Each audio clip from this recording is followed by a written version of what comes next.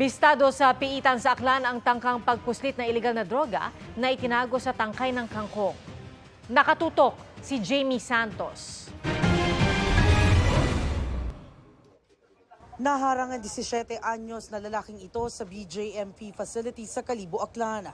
Sa dala niya kasing mga pansahog sa sinigang na ibibigay raw sa isang PDL na bistong nakatago sa mga tangkay ng kangkong ang 3 gramo ng hinihinalang shabu.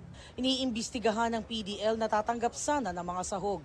If it can be established na nag-drive or siya mismo ang nag-request for the entry of that illegal drugs, may appropriate nga liability that will be imposed against him. Nasamsam ng Bureau of Customs sa Port of Clark ang mahigit 3 milyong pisong halaga ng ketamine sa shipment na idineklarang solar cables mula Netherlands at nakatagdang ipadala sa Pasig. Naglabas ng warrant of seizure and detention ang mga otoridad laban sa shipment. Sa Kalasyaw, Pangasinan, arestado sa buy-bust operation ng isang lalaking nagbebenta ng hinihinalang shabu.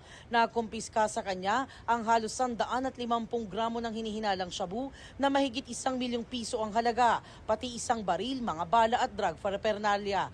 Wala pang pahayag ang suspect na ayon sa pulisya ay dati nang nakulong. Jamie Santos, Nakatutok, 24 Oras.